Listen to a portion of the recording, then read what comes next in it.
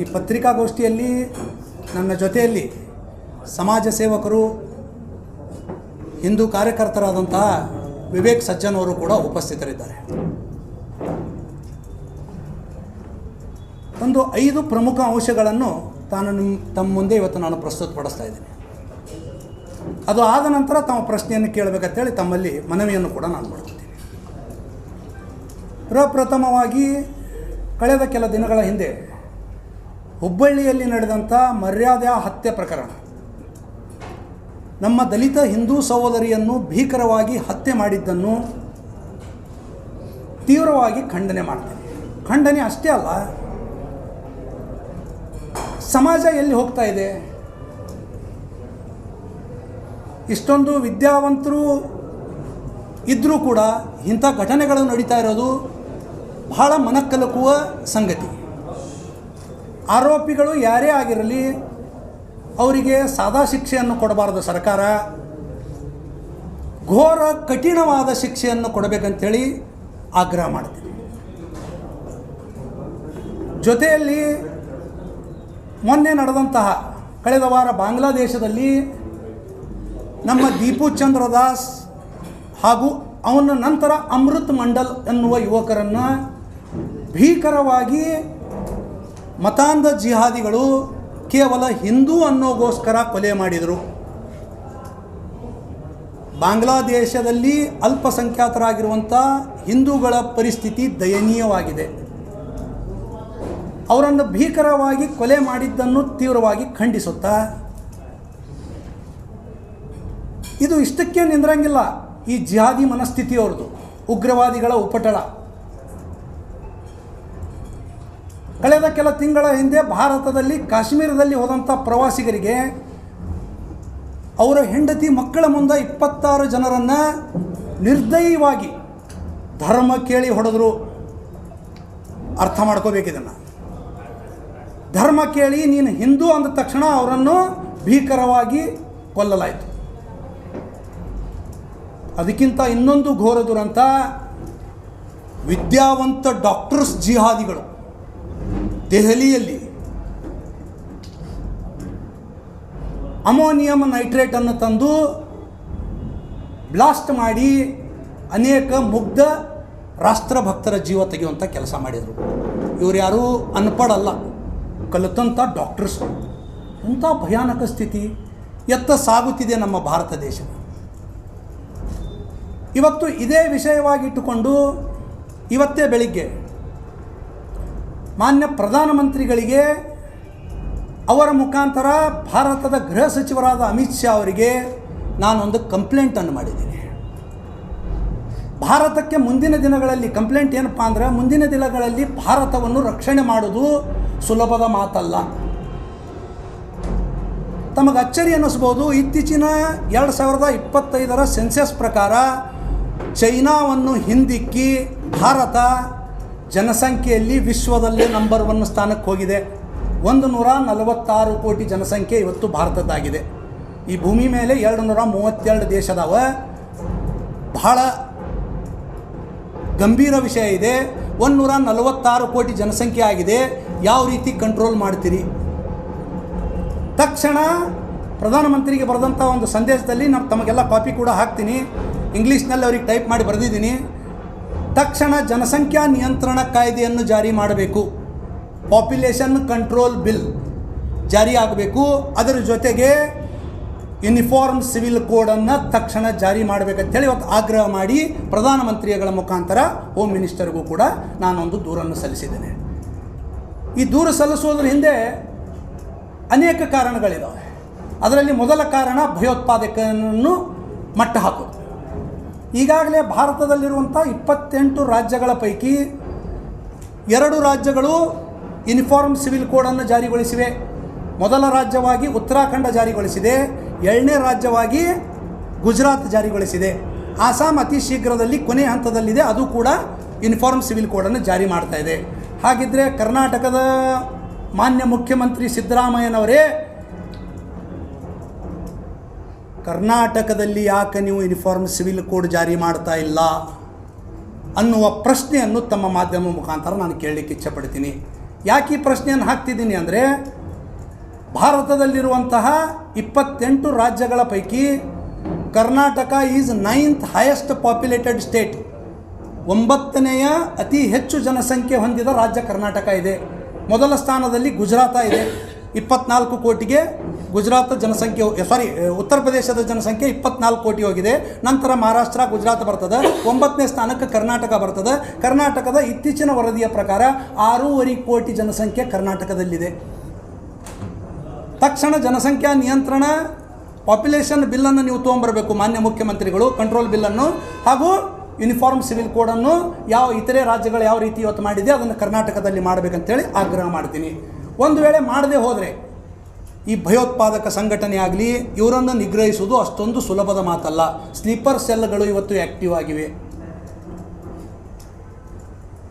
ಭಾರತಾದ್ಯಂತ, ಅದು ವಿಶೇಷವಾಗಿ ಕರ್ನಾಟಕದ ಗಡಿ ಜಿಲ್ಲೆಗಳು, ವಿಜಯಪುರ ಸೇರಿಕೊಂಡು ಸ್ಲೀಪರ್ ಸೆಲ್ಗಳು ಇವತ್ತು ಆ್ಯಕ್ಟಿವ್ ಆಗಿ ಕೆಲಸ ಮಾಡ್ತಾ ಇದ್ದಾವೆ. ಅಲ್ಲಿ ನಾನು ಹಿಂದೂ ಮುಸ್ಲಿಂ ವಿಷಯಕ್ಕೆ ನಾನು ಬರಂಗಿಲ್ಲ, ಎಲ್ಲ ರಾಷ್ಟ್ರ ಭಕ್ತರೇ ನಾವು. ಇಲ್ಲಿರುವಂಥ ಹಿಂದೂ ಮುಸ್ಲಿಮರ ಮಧ್ಯೆ ವಿಷ ಬೀಜ ಬಿತ್ತಿ ನಮ್ಮಲ್ಲಿ ಒಡಕನ್ನು ತಂದು ತಮ್ಮ ಬೇಳೆಯನ್ನು ಬೇಯಿಸುವಂಥ ಕೆಲಸ ದೇಶದ್ರೋಹಿಗಳು ಮಾಡ್ತಾ ಇದ್ದಾರೆ. ಅದಕ್ಕೆ ಈ ದಿಶೆಯಲ್ಲಿ ಮಾನ್ಯ ಮುಖ್ಯಮಂತ್ರಿಗಳು ಬಹಳ ಗಂಭೀರವಾಗಿ ಒಂದು ವಿಶೇಷ ಸಭೆಯನ್ನು ಕರೆದು, ಕ್ಯಾಬಿನೆಟ್ ಸಭೆಯನ್ನು ಕರೆದು ಈ 2 ಬಿಲ್, ಜನಸಂಖ್ಯಾ ನಿಯಂತ್ರಣ ಇರ್ಬೋದು, ಯೂನಿಫಾರ್ಮ್ ಸಿವಿಲ್ ಕೋಡ್ ತರಬೇಕಂತೇಳಿ ಆಗ್ರಹ ಮಾಡ್ತೀನಿ.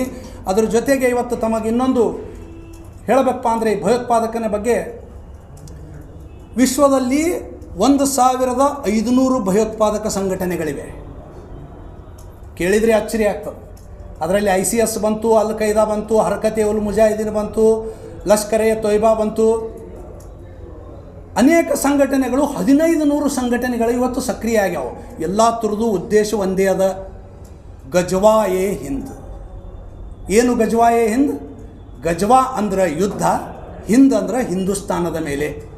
2047ರಲ್ಲಿ ಭಾರತವನ್ನು ಸಂಪೂರ್ಣ ಇಸ್ಲಾಮೀಕರಣ ಮಾಡಬೇಕಂತೇಳಿ 1500 ಸಂಘಟನೆಗಳು ಪಣ ತೊಟ್ಟಿವೆ. ಅದಕ್ಕೆ ಇವತ್ತು ಭಾರತದಲ್ಲಿರುವಂಥ ಹಿಂದೂ, ಮುಸ್ಲಿಂ, ಸಿಖ್, ಇಸಾಯಿ ಒಗ್ಗಟ್ಟಾಗಿ ದೇಶದ್ರೋಹಿಗಳನ್ನು ಎದುರಿಸುವಂತಹ ದಿನಗಳು ಇವತ್ತು ಬಂದೊದಗಿದೆ. ಕೇವಲ ಸರ್ಕಾರ, ಪೊಲೀಸ್ ಇಲಾಖೆ, ಮಿಲಿಟರಿ ಮಾಡುವಂಥ ಕೆಲಸ ಅಲ್ಲ, ಇಲ್ಲಿಯ ಜನತೆ ಕೂಡ ಜಾಗೃತ ಆಗಬೇಕಾಗಿದೆ. ಅದಕ್ಕೆ ನಾನು ಒಂದು ಸರ್ಕಾರಕ್ಕೆ, ಕೇಂದ್ರ ಸರ್ಕಾರಕ್ಕಿರ್ಬೋದು, ರಾಜ್ಯ ಸರ್ಕಾರಕ್ಕಿರ್ಬೋದು, ಆಗ್ರಹ ಮಾಡ್ತೀನಿ. ಏನು ಭಯೋತ್ಪಾದಕ ಚಟುವಟಿಕೆಗಳನ್ನು ನಡೆಸುವಂಥ ದೇಶದ್ರೋಹಿಗಳದಾರಲ್ಲ, ಉಗ್ರವಾದಿಗಳು, ಅವರನ್ನು ಯಾವಾಗ ನೀವು ಎನ್ಕೌಂಟರ್ ಮಾಡ್ತೀರಿ, ಅವರಿಗೆ ಗೌರವಯುತವಾಗಿ ಅವರ ಮರಣದ ಕ್ರಿಯೆಗಳನ್ನು ಮುಗಿಸ್ಬೇಡ್ರಿ, ಅಂತಿಮ ಕ್ರಿಯೆಗಳನ್ನು ಮುಗಿಸ್ಬೇಡ್ರಿ. ಯಾವ ಜಿಹಾದಿಗಳು, ಉಗ್ರವಾದಿಗಳು ದೇಶದ್ರೋಹಿ ಕೆಲಸ ಮಾಡಿ ಎನ್ಕೌಂಟರ್ ಆಗ್ತಾರೋ ಅವರ ಹೆಣವನ್ನು ಹುಗಿದು ಅದರ ಮೇಲೆ ಸಾರ್ವಜನಿಕ ಶೌಚಾಲಯ ಕಟ್ಟುವಂಥ ಕೆಲಸ ಆಗಬೇಕು. ಅಂದಾಗ ಮಾತ್ರ ಬರುವಂಥ ಭಯೋತ್ಪಾದಕರಿಗೆ ಭಯ ಹುಟ್ಟುತ್ತದೆ. ನಾ ಸ್ವರ್ಗಕ್ಕೂ ಹೋಗಂಗಿಲ್ಲ, ನರಕಕ್ಕೂ ಹೋಗಂಗಿಲ್ಲ, ಸಾರ್ವಜನಿಕ ಶೌಚಾಲಯ ನಾನು ಹೆಣದ ಮೇಲೆ ಕಟ್ತಾರನ್ನೋ ಭಯ ಬರಬೇಕು. ಯಾಕಂದ್ರೆ ದೇಶದ್ರೋಹಿಗಳು ಯಾವ ಭಾಷೆ ತಿಳ್ಕೋತಾರೋ ಅದೇ ಭಾಷೆಯಲ್ಲಿ ಉತ್ತರ ಕೊಡಲಿಕ್ಕೆ ಸರ್ಕಾರಗಳು ತಯಾರಾಗಬೇಕಾಗ್ತದೆ. ಸೌಮ್ಯ ಸ್ವಭಾವದಿಂದ, ಶಾಂತಿ ಮಂತ್ರದಿಂದ ಭಯೋತ್ಪಾದಕರನ್ನು ನಾವು ಹತೋಟಿಯಲ್ಲಿ ಇಡ್ಲಿಕ್ಕೆ ಸಾಧ್ಯ ಇಲ್ಲ. ಕ್ರಾಂತಿಕಾರಿ ನಿರ್ಣಯಗಳಿಂದ ಮಾತ್ರ ಭಯೋತ್ಪಾದಕರನ್ನು ಹತೋಟಿಯಲ್ಲಿ ಇಡ್ಲಿಕ್ಕೆ ಸಾಧ್ಯ ಇದೆ. ಅತ್ಯಂತ ಗಂಭೀರ ವಿಚಾರ ಅದ. ಇದನ್ನು ರಾಜ್ಯ ಸರ್ಕಾರ, ಕೇಂದ್ರ ಸರ್ಕಾರ ಎರಡೂ ಕೂಡ ಇದನ್ನು ಮಾಡಬೇಕು ಅಂಥೇಳಿ ಮಾಧ್ಯಮದ ಮುಖಾಂತರ ನಾನು ಇವತ್ತು ಕೇಳ್ಕೊತೀನಿ. ಇನ್ನು ಕೊನೆಯದಾಗಿ ನಾನು ಇನ್ನೊಂದು ಭಾಳ ಮುಖ್ಯ ವಿಚಾರಕ್ಕೆ ಬರ್ತೀನಿ. ನಾಳೆ ಐತಿಹಾಸಿಕ ವಿಜಯಪುರ ಜಿಲ್ಲೆಯ ಬಬಲೇಶ್ವರ ಗ್ರಾಮದಲ್ಲಿ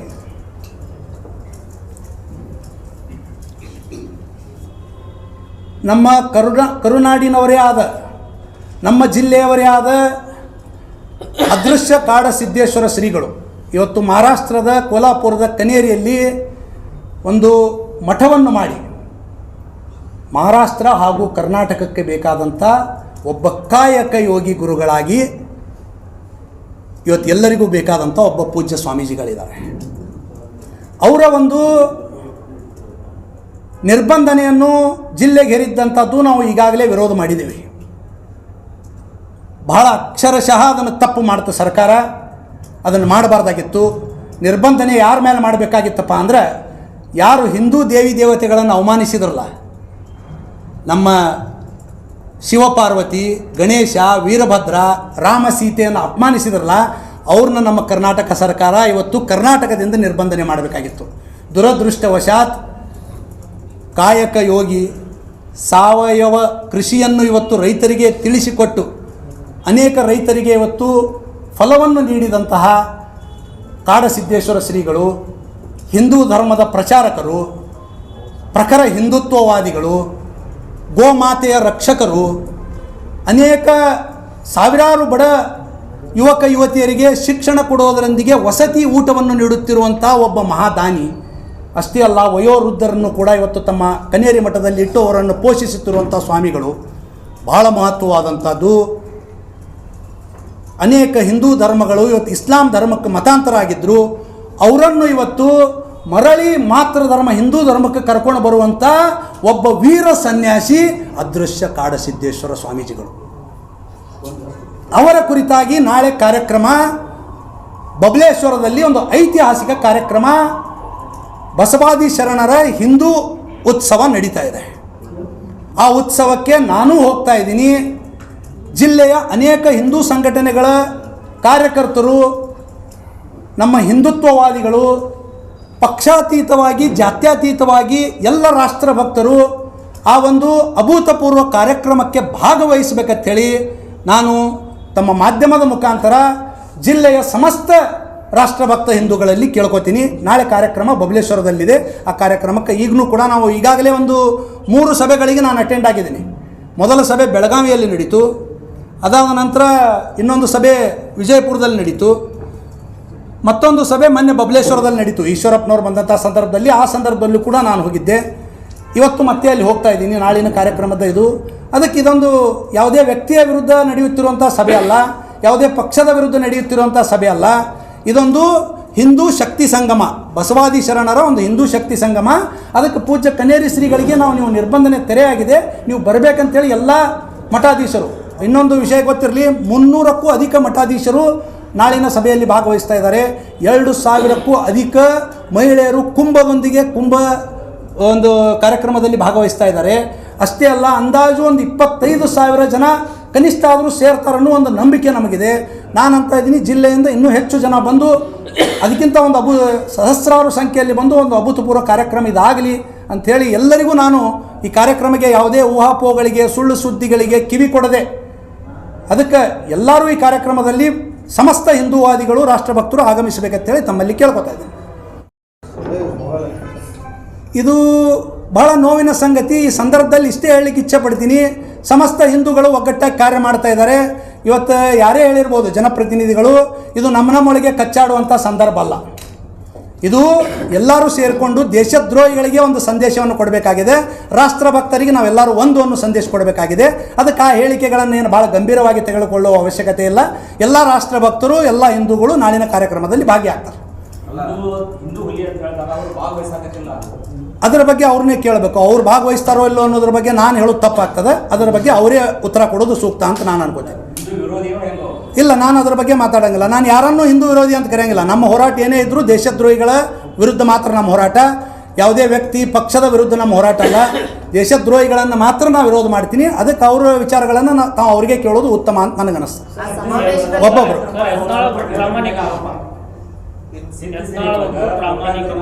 ನಾನು ಯಾರು ಪ್ರಾಮಾಣಿಕ ಕೊಡಲಿಕ್ಕೆ ಸರ್ಟಿಫಿಕೇಟ್ ಕೊಡೋ ವ್ಯಕ್ತಿ ಅಲ್ಲ. ನಾನು ಇಲ್ಲಿ ನನ್ನ ಉದ್ದೇಶ, ನಿನ್ನೆ ನಡೆದಂಥ ನನ್ನ ಮೇಲೆ ಆಪಾದನೆ, ರಾಷ್ಟ್ರದ್ರೋಹಿ ರೀತಿಯಲ್ಲಿ ಆಪಾದನೆ ಮಾಡಿದ್ರು, ಅದಕ್ಕೋಸ್ಕರ, ಹಾಗೂ ಯೂನಿಫಾರ್ಮ್ ಸಿವಿಲ್ ಕೋಡು, ಜನಸಂಖ್ಯಾ ನಿಯಂತ್ರಣ ಕಾಯ್ದೆ ತರಗೋಸ್ಕರ ವೈಯಕ್ತಿಕ ಟೀಕೆ ಟಿಪ್ಪಣಿಗಳನ್ನು ಮಾಡಲಿಕ್ಕೆ ನಾನು ಹೋಗಂಗಿಲ್ಲ. ಅದರೊಳಗೆ ನನಗೆ ಇದೂ ಇಲ್ಲ. ಎಲ್ಲರೂ ನಾನು ಹಿಂದೂಗಳು, ಎಲ್ಲರೂ ರಾಷ್ಟ್ರಭಕ್ತರು, ಎಲ್ಲರನ್ನು ಸೇರಿ ನಾವು ಒಂದೇ ಅನ್ನೋ ಒಂದು ಉದ್ದೇಶದಿಂದ ನಾನು ಹೋರಾಟ ಮಾಡ್ತಾ ಬಂದಂಥ ವ್ಯಕ್ತಿ. ಎದರ ಬಗ್ಗೆ ರೀ? ಹಾಂ, 28 ಮಂದಿನ ನೌಕರಿ ತಗೊಳ್ಳೋದು ಅವ್ಯವಹಾರ ಮಾಡಿರಂತ ನಿಮ್ಮನ್ನ ಹೊರಗೆ ಹಾಕಿದಾರಂತ ಆರೋಪ. ಇದು ಎಲ್ಲ ಸತ್ಯಕ್ಕೆ ದೂರವಾದದ್ದು. ನಾನೇ ರಾಜೀನಾಮೆ ಕೊಟ್ಟು ನಾನು ವೈಯಕ್ತಿಕ ಕಾರಣದಿಂದ ಹೊರಗೆ ಬಂದಿದ್ದೀನಿ. ಮುಂದಿನ ಪ್ರಶ್ನೆ ಸರ್, ಸಿದ್ಧಶ್ರೀ ಬ್ಯಾಂಕಿನ ಹಣವನ್ನು ಸಕ್ಕರೆ ಫ್ಯಾಕ್ಟರಿಗೊಳಿಸಿದ್ರಂತ ನನಗೆ ಅದರ ಬಗ್ಗೆ ಮಾಹಿತಿ ಇಲ್ಲ.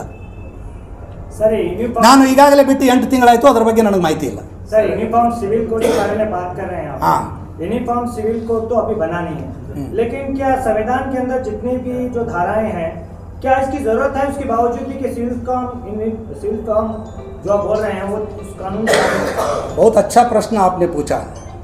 यूनिफॉर्म सिविल कोड इसलिए जरूरी है, according to constitution of India article 44 शायद, उसके हिसाब से हमको इसलिए अभी लागू करना है क्योंकि भारत की जनसंख्या विश्व में दिन बर दिन बढ़ती जा रही है।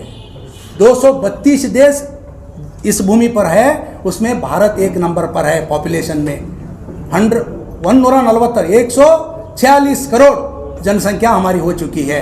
इसको हमको इधर ही प्रिटेंड करने के लिए ये यूनिफॉर्म सिविल कोड लाना, जनसंख्या पॉपुलेशन कंट्रोल बिल लाना बहुत जरूरी है, इसलिए मैं आग्रह किया। ರಾಘವರ, ಈಗ ನೀವು ಹೇಳಿದ್ರಿ ಕನ್ನೇರಿ ಶ್ರೀಗಳ ಬಗ್ಗೆ ಅವರು ನಿಷೇಧ ಹೇರಿದ್ದು ಆಮೇಲೆ ಇವರು ಸಾಮಾನ್ಯ ಹಿಂದೂ ದೇವಾಲಯ ದೇವತೆಗಳ ಬಗ್ಗೆ ಬೈದಿದ್ದು, ಕನ್ನೇರಿ ಶ್ರೀಗಳ ಬೈದಿದ್ದನ್ನ ಸಮರ್ಥಿಸಿ ಕೊಟ್ಟಿದ್ದಾರೆ. ಯಾರಿಗೆ ಬೈದಿದ್ದಾರೆ ಕನ್ನೇರಿ ಶ್ರೀಗಳು? ಯಾರು? ನಾ ಹೇಳ್ತೀನಿ ಕೇಳಿ, ಸ್ಪಷ್ಟೀಕರಣ ಕೊಟ್ಬಿಡ್ತೀನಿ. ಪೂರ್ತಿ ಕೇಳಿ. ಮಠಾಧೀಶರು ಒಪ್ಪೋದಿಲ್ಲ. ಮಠಾಧೀಶರು ಅಂದಿಲ್ಲ. ರಾಘವಣ್ಣಿಗೇರಿ ಬಹಿರಂಗವಾಗಿ ಹೇಳ್ತೀನಿ ಕೇಳ್ರಿ, ಹೇಳ್ತೀನಿ, ನಿಮ್ಮ ಪ್ರಶ್ನೆಗೆ ಉತ್ತರ ಕೊಡ್ತೀನಿ. ಕನೇರಿ ಶ್ರೀಗಳು ಯಾವುದೇ ಮಠಾಧೀಶರನ್ನ ಅವಾಚ್ಯ ಶಬ್ದಗಳಿಂದ ಬೈದಿಲ್ಲ. ಅವರು ಬೈದಿರೋದು ಹಿಂದೂ ದೇವಿ ದೇವತೆಗಳನ್ನು ಯಾರು ಅಪಮಾನ ಮಾಡಿದಾರಲ್ಲ ಅವ್ರಿಗೆ ಅಂದಾರ. ಕೆಲವರು ಕನೇರಿ ಶ್ರೀಗಳ ವಿರೋಧಿಗಳು ಎಲ್ಲರನ್ನೂ ಬೈದಾರ ಅಂತೇಳಿ ಅದನ್ನು ಬಿಂಬಿಸ್ಲಿಕ್ಕತ್ತಾರೆ. ಅದನ್ನು ನಾನು ಖಂಡನೆ ಮಾಡ್ತೀನಿ, ಅಂದೇ ಇಲ್ಲ. ಕುಪಾಪೋಷಿತ ಮುಖ್ಯಮಂತ್ರಿ, ಕುಪಾಪೋಷಿತ ಆ ಶಬ್ದಕ್ಕೆ ಬೇರೆ ಅದ ಇಲ್ಲ. ಅಲ್ಲಿ ಬಂದಂತ ಓದಿದ್ದೀನಿ, ನೋಡಿದ್ದೀನಿ. ಮುಖ್ಯಮಂತ್ರಿ ಕೃಪಾ ಬಳಕೆ ಮಾಡ್ತಕ್ಕಂಥ ಪದನ ಅದನ್ನ ಇಲ್ಲ. ಯಾರು ನಮ್ಮ ಹಿಂದೂ ದೇವತೆಗಳನ್ನು ಅವಮಾನಿಸಿದ್ದಾರೆ ಅವರ ಭಾಷೆಯಲ್ಲೇ ಅವ್ರಿಗೆ ಉತ್ತರ ಕೊಟ್ಟಿದ್ದಾರೆ. ಅವರು ಅವರಿಗೆ ಎಲ್ಲರಿಗೂ ಅಲ್ಲ. ನಾನು ಇವತ್ತು ಇಲ್ಲ, ನಾನು ಹೇಳ್ತಾ ಇರೋದು ಯಾರು ನಮ್ಮ ದೇವಿ ದೇವತೆಗಳನ್ನು ಹೀಯಾಳಿಸಿ ಮಾತನಾಡಿದ್ದಾರೆ ಅವ್ರಿಗೆ ಕೊಟ್ಟಿದ್ದಾರೆ. ಇನ್ನೊಂದು ಇರಲಿ, ಈಗ ಬಸವ ಸಂಸ್ಕೃತಿ ಉತ್ಸವದಲ್ಲಿ ಭಾಗಿಯಾದಂಥ ಸ್ವಾಮಿಗಳು ನಮ್ಮವರೇ. ಆಮೇಲೆ ನಾನು ಕೇಳ್ತೀನಿ, ಇನ್ನೊಂದು ಕೊನೆಯದಾಗಿ ಹೇಳ್ತೀನಿ, ಬಸವ ಸಂಸ್ಕೃತಿ ಉತ್ಸವದಲ್ಲಿ ಏನು ಮುಖ್ಯಮಂತ್ರಿಯವರ ಸಮ್ಮುಖದಲ್ಲಿ ಜಿಲ್ಲಾ ಉಸ್ತುವಾರಿ ಸಮ್ಮುಖದಲ್ಲಿ ಭಾಗಿಯಾದಂಥ ಸ್ವಾಮೀಜಿಯವರು ಹಿಂದೂ ಸ್ವಾಮಿಗಳೇ, ಕನ್ನೇರಿ ಶ್ರೀಗಳು ಹಿಂದೂ ಸ್ವಾಮಿಗಳೇ. ಒಂದು ನಿಮಿಷ ನಾನು ಮುಗಿಸ್ತೀನಿ. ಇವರು ಹಿಂದುತ್ವಕ್ಕಾಗಿ ಹೋರಾಡ್ತಾ ಇದ್ದಾರೆ. ಅದಕ್ಕೆ ನಾನು ನಮ್ಮೊಳಗೆ ಜಗಳಾಡೋದು ಬೇಡ. ಎರಡೂ ಕಡೆಯ ಮಠಾಧೀಶರಿಗೆ ಒಂದು ವಿನಂತಿಯನ್ನು ಮಾಡ್ಕೋತೀನಿ, ನಮ್ಮೊಳಗೆ ನಾವು ಜಗಳಾಡೋದು ಬೇಡ. ಇದರ ಫಾಯ್ದೆಯನ್ನು ಮೊನ್ನೆ ವಿಜಯಪುರದಲ್ಲಿ ನಡೆದಂಥ ಒಂದು ಹೋರಾಟದಲ್ಲಿ, ಯಾವುದೋ ಹೋರಾಟದಲ್ಲಿ ಒಬ್ಬ ಹಿಂದೂ ವಿರೋಧಿ ಬಂದು ನಮ್ಮ ಸ್ವಾಮಿಗಳಿಗೆ ಚಪ್ಪಲಿಲಿ ಹೊಡೆಯುವಂಥದ್ದು ಮಾಡ್ದ. ಅದನ್ನು ಎಷ್ಟು ಮಂದಿ ಖಂಡಿಸಿದ್ರಿ? ನಾನು ಕೇಳ್ತೀನಿ, ವಿಜಯಪುರದ ಜಾತ್ಯತೀತ ಸೋ ಕಾಲ್ಡ್ ನಾಯಕರ ತನಿಸೋದಿರಲ್ಲ, ಎಷ್ಟು ಮಂದಿ? ಅಲ್ಲೇನು ಕೆಲಸಪ್ಪ? ಒಂದು ಮುಲ್ಲಾಂದು ನಮ್ಮ ಕನೇರಿ ಶ್ರೀಗಳಿಗೆ ಬಂದು ಚಪ್ಪಲಿಲ್ಲೇ ಹೊಡೆದು ಮೂತ್ರ ವಿಸರ್ಜನೆ ಮಾಡ್ಲಿಕ್ಕೆ ಹೋಗ್ತಾನೆ. ಹೋರಾಟ ನಡೆದಿದ್ದು ಬೇರೆಯದ್ರ ಸಂಬಂಧ. ಆ ಹೋರಾಟನಾಗ ಪೂಜ್ಯರ ಫೋಟೋ ತರ್ತಾನೆ. ನಾನು ಇಷ್ಟೇ ಎರಡೂ ಕಡೆ ಸ್ವಾಮಿಗಳಿಗೆ ಇಷ್ಟೇ ಒಂದು ಕಳಕಳಿ ಮನವಿ ಮಾಡ್ಕೋತೀನಿ, ಅದು ಹೋದಂಥ ಘಟನೆಯನ್ನು ಮರೆತು ಹಿಂದೂ ಸಮಾಜವನ್ನು, ಹಿಂದೂಗಳನ್ನು ಒಡೆದಾಗುವಂಥ ಕೆಲಸ ಆಗಬಾರ್ದು. ಎಲ್ಲರೂ ಕೂಡಿ ಇವತ್ತು ಬಸವಣ್ಣವರು ನಮ್ಮವರೇ, ಡಾಕ್ಟರ್ ಬಾಬಾ ಸಾಹೇಬ್ ಅಂಬೇಡ್ಕರ್ ಅವರು ನಮ್ಮವರೇ, ಕ್ರಾಂತಿವೀರ ಸಂಗೊಳ್ಳಿ ರಾಯಣ್ಣ ನಮ್ಮವರೇ, ರಾಣಿ ಚೆನ್ನಮ್ಮನ ನಮ್ಮವರೇ, ಛತ್ರಪತಿ ಶಿವಾಜಿ ನಮ್ಮವರೇ ಅನ್ನೋ ಭಾವನೆಯೊಂದಿಗೆ ಎರಡೂ ಮಠಾಧೀಶರು ಕುತ್ಕೊಂಡು ಇದನ್ನು ಬಗೆಹರಿಸಿ ಈ ವಿವಾದಕ್ಕೆ ತೆರೆ ಹಾಡಬೇಕಂತೇಳಿ ತಮ್ಮ ಮಾಧ್ಯಮದ ಮುಖಾಂತರ ನಾನು ಅವರಲ್ಲಿ ಆರೈಕೆ ಮಾಡ್ಕೋತೀನಿ, ವಿನಂತಿ ಮಾಡ್ಕೋತೀನಿ. जुड़े रहिएगा आपके अपने चैनल बीजापुर समय के साथ।